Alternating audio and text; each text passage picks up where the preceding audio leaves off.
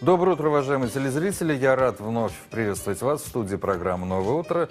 Итак, ни для никого не секрет, что стартовал творческий концертный сезон в Казани и в Республике Татарстан, и поэтому в этой студии будут появляться представители творческого мира. Это новые актеры и ваши старые знакомые.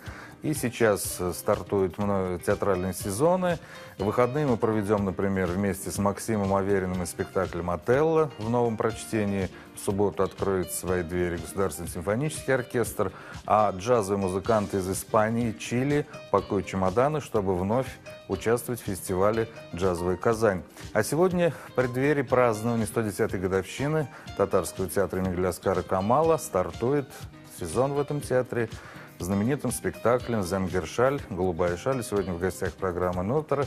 Один из исполнителей главной роли в спектакле Ришат Ахмадуллин. Доброе утро, Ришат. Доброе утро. «Зенгер Шаль» — это такой уже бренд татарской культуры, хотя критики отмечали определенную слабость драматургии, но тем не менее это хит, это бренд, и можно разные придумать причастные обороты и эпитеты. Вот в чем феномен, на твой взгляд? Я знаю, что ты писал и курсовую в театральном училище по «Зенгер Шаль». Чем она цепляет и почему всегда открывается сезон именно этим произведением? В течение 90 лет уже идет этот спектакль, если смотреть. В чем феномен? Татарскому народу всегда был привлекателен такой жанр, легкий, песенный, музыкальный. Тем он, наверное, и привлекает, и феномен в этом спектакле состоит в том, что, во-первых, там хорошая профессиональная музыка, которая написана Салихом Сайдашевым.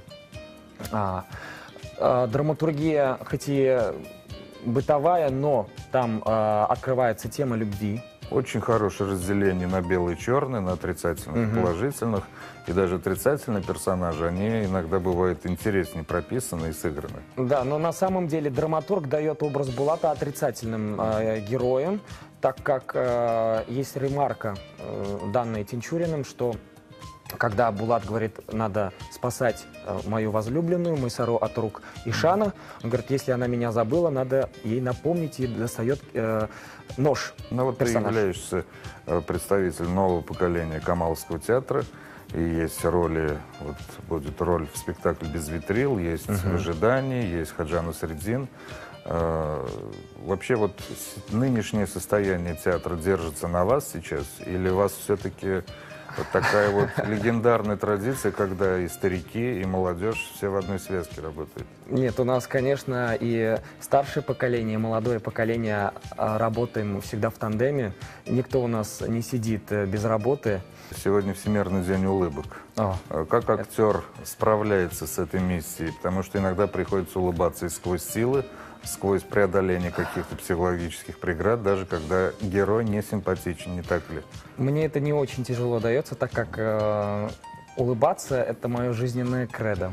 Я всегда стараюсь улыбаться, это мне помогает относиться даже в тяжелых ситуациях. Если они возникают, я с улыбкой к этому отношусь. И как-то все так вот быстрее проходит все невзгоды, все печали. Как-то вот положительная атмосфера, вот сама улыбка, она всегда негативная, она разрушает. Я знаю, что есть у вас актер один в театре, да, который даже выдал тебе определенный рецепт, как себя вести и чем можно привлечь внимание.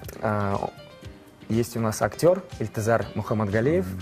Однажды перед выходом на спектакль он сказал, что не бойся, помни, что у тебя в животе живет солнышко.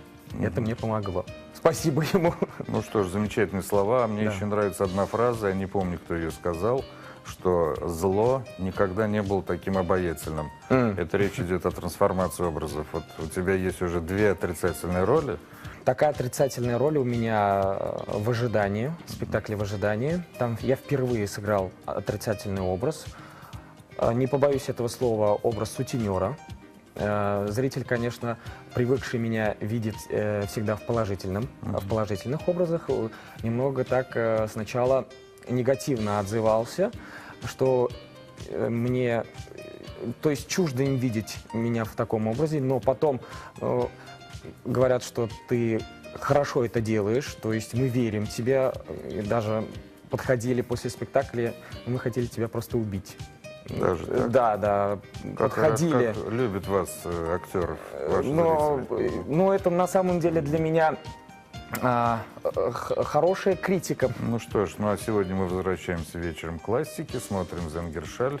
Желаю творческих успехов и Спасибо. спасибо за ранний визит. Спасибо большое. Уважаемые телезрители, сегодня в гостях программы «Новое утро» нашей телекомпании побывал один из ведущих актеров нового поколения Камаловского театра Ришат Ахмадуллин. И наша программа продолжается. И хороших вам открытий на ниве театра, музыки, кино и других творческих жанров.